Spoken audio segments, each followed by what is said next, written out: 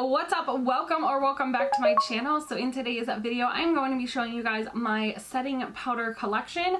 What I've done lately, I kind of spread it out, is basically show you portions or each section of my makeup collection.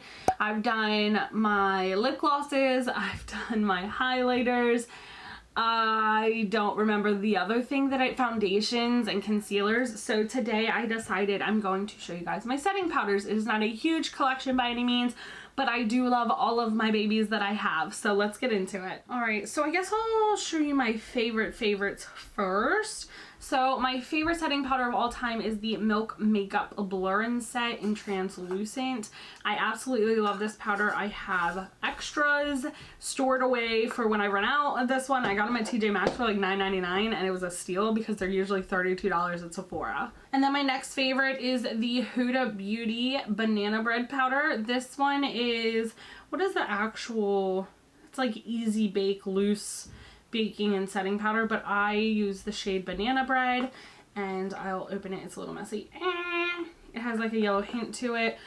This one has like a neat little netting, just like the Milk Makeup one, and you get a lot of powder. I've had this for a very long time, probably when they released it, maybe a little after that, and I use this one constantly and it's still really full. I've had this one for quite a long time and it's still really full, so there's a lot in there. And then I have this Hourglass one, is the Veil setting powder. This is the tiny one, and I wanted to try it before I got the really big one because this is a very expensive brand and I wound up falling in love with it. So my husband did buy me one last year for my birthday, a full size, but I have yet to finish that one, so I don't want to open this, so I don't want air to get to it and it to get old before I can actually use it. And then an oldie but a goodie, the Laura Mercier Translucent Setting Powder. I used to have the Bright Under Eye Setting Powder, but I used the rest of it and I just never really bought it again because of all of the options that I have. But this one is definitely one of my favorite. This is the smaller, like mini, but I had this emptied down almost, and then I got like a deluxe sample from Sephora and I just poured it into here. So I love those. Now we're gonna talk about ones that I don't like as much. I don't know why I actually still have them, but I just do. So these are the three, plus this one that I don't really care for. So let's go into this one. This is the Kendall and Kylie Translucent Blotting Powder. It's like a creamy texture. It's not really a powder, but I never really use it because I don't feel like it does anything. Like, I just feel like it definitely will make you look smoother, but I think I'm gonna try to use this as a primer because it's supposed to like blot oil and all that, but I really just don't feel like it does any of that. I think it's just gross. Like, it feels gross and I don't really use it, so I don't get a lot of oil, so I don't really know how I'm supposed to show you. I guess my nose gets kind of highlighted, so it definitely does take away the shine, but it just feels weird. Like, it's not, it says powder, but it's like a cream. It's really weird. And then there's these two. These are the Becca, this was all the rage on TikTok. This is the Hydra Mist setting powder. I got it in gold bronze, which I use to like kind of set my cream bronzers if I use cream bronzers. And then I have, I think this one is just the translucent one, but literally you get like nothing in here. I've only used this one time. That's insane to me. It was so expensive and you're only getting like 10 grams. Still more than Jacqueline's 6 grams, but you're only getting 10 grams in here. And this powder, I kid you not, as soon as I put it on my under eye, I felt it just like shrivel my under eye up so bad. And I haven't used it since. So there's another one. This is the Charlotte Tilbury Magic Under Eye and Face Powder. I actually got this because of an influencer recommending this, highly recommending this, that this was the tits and da da da da da da. This is the driest, most expensive powder I have ever paid for. It's such a mess. When I tell you it is dry, it's worse than that Becca one. Like, I literally can dab this on my face and I can feel every bit of moisture leaving my skin. So I don't really use that one as much. Maybe if you guys could tell me, you know, a better way of using it, I don't know, but it's garbage and it's expensive. And I bet some of you are running, well, why do you still have them? Because like, it's hard to get rid of things that you pay money for. Do you know what I mean? It's hard. And then this is another one that I like it, but I wouldn't say it's my favorite. I don't really hate it. I've only used it a couple of times. This is the ABH setting powder, and it's huge. Okay, it's really nice. I don't know why I got the super white one. It says translucent, but it does give me a little bit of a kickback. So I usually only use this if I'm really trying to highlight under the eyes. And like I said, again, this thing is humongous. So I will say, for the price you pay for this, you're getting a decent amount of powder. And then we'll go with my Charlotte Tilbury pressed powder. This is the Airbrush Flawless pressed powder, or finish, whatever, something like that. And I got it in the shade 2. I need to get it in a lighter shade because sometimes I will find that this yellows under my eye just a little bit, which is kind of strange for me because I don't have that issue usually, but it does really yellow. However, when I put this powder on, oh my God. I try not to use it that much because, one, it's super expensive and it's small, like you don't get a lot in it. So I try to avoid using it as much as possible so that I can savor it, because it is a really, really nice powder.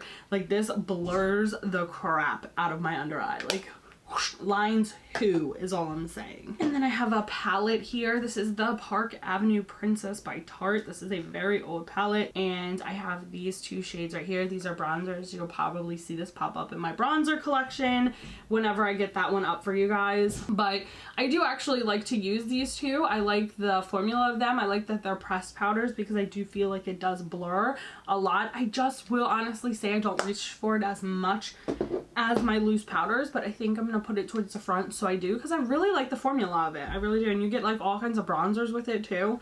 So this was a really good buy for me. And then this one is the Jaclyn Luminous Powder. I think this is Moonlight. It's supposed to technically be a highlighter, but I use it as an all-over setting powder.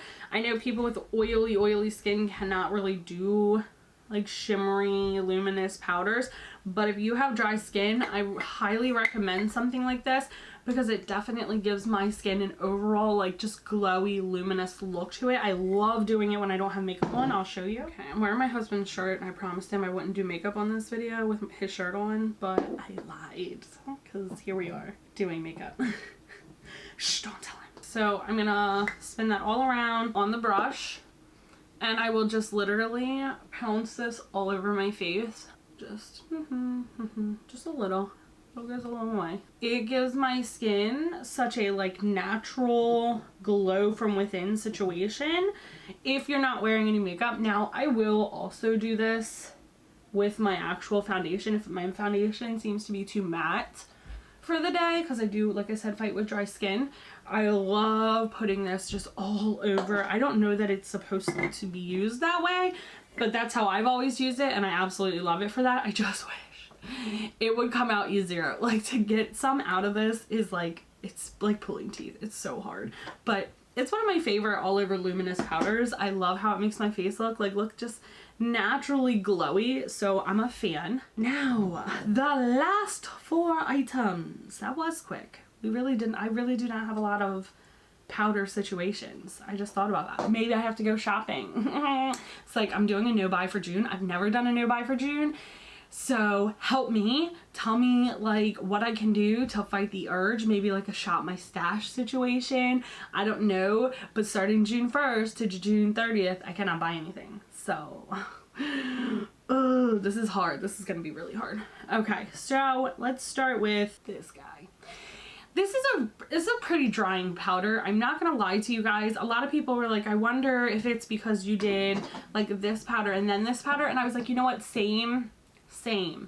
So I did it on my own and it wasn't as dry, but it's still pretty dry. Now people are like, oh, it's gonna look cakey, da, da, da. The problem is people don't understand that influencers have lied. Okay, your skin isn't cakey, you have texture. Texture is normal. Humans get texture, we get bumps, we get lines. It is what it is. It's not cakey, you just have texture. So powders are going to naturally pull the texture out and make it be seen. So if people are like, it's super cakey, I don't find that it's super cakey. I do find that it emphasizes my texture. However, that's not my biggest problem with this powder, because I think that if you have oily skin, this might be something that you like. If you're more dry normal to dry, I would stay away from it. It was pretty drying. But that's not my problem. Y'all, if you've not seen this video, I'll put it right here. I did a review on the whole collection. This powder, you're getting 6 grams, and if I'm not mistaken, was $30. And to me, I find that to be a complete ripoff, and I'm just, that to me immediately was just like, fuck this powder, because that's insane. And if you're baking with this powder, you're gonna run out of this powder depending on, let's say you do your makeup every day, so 7 days a week, and you bake every time, say goodbye to this powder, because that's it, you're done. $30, gone. So not a fan, not the biggest fan. And then these two are actually my favorite. I love these palettes. I love them. This was my favorite out of the whole collection. So I got the light to medium, which I got for more summertime situation. And then I got the fair to light for my wintertime situations, you know. Your girl's a little paler in the wintertime. But I love these because I think that you get an array of colors. So you have 4 different colors to choose from, depending on how many palettes you get. Say you only get 1. You have 4 different colors to choose from and use, and how to, I guess, like use them in color correcting or setting or brightening. It's just so many different options you have with that palette. I love that it's a pressed palette because I am starting to really get into pressed powders more than loose powders. So I'm obsessed with that. I think you could set like your bronzer situation with this. So there's a lot of things I feel like it's very versatile that you could do. It was a very reasonable price for a palette powder. I didn't find that it was drying at all. So I've seen like a lot of people, like you have mixed reviews. You have people who love it, people who hate it.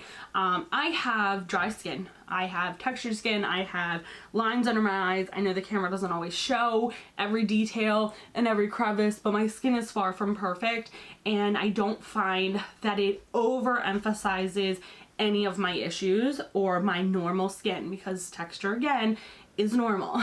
So don't freak out if you're like, oh my god, it shows my lines. Well, yeah, because we have that. We're human. This is just what it is. So for me, I definitely say that these are a must-have if you love setting your under eye. I know some people don't set their under eye at all. You know, it's not my thing, but it might be their thing. But if you use like a setting powder under your eye, try these out.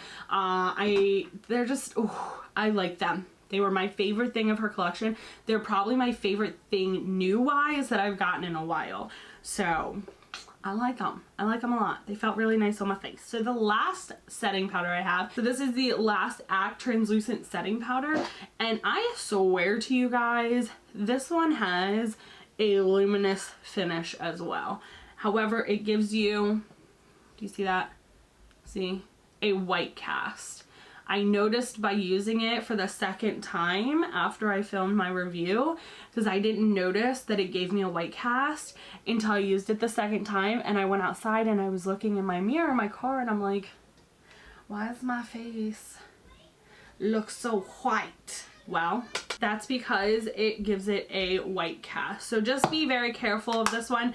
I will say it is very luminous, which you would think with it being like the Last Act. Now, Jaclyn says or claims to have pretty dry skin.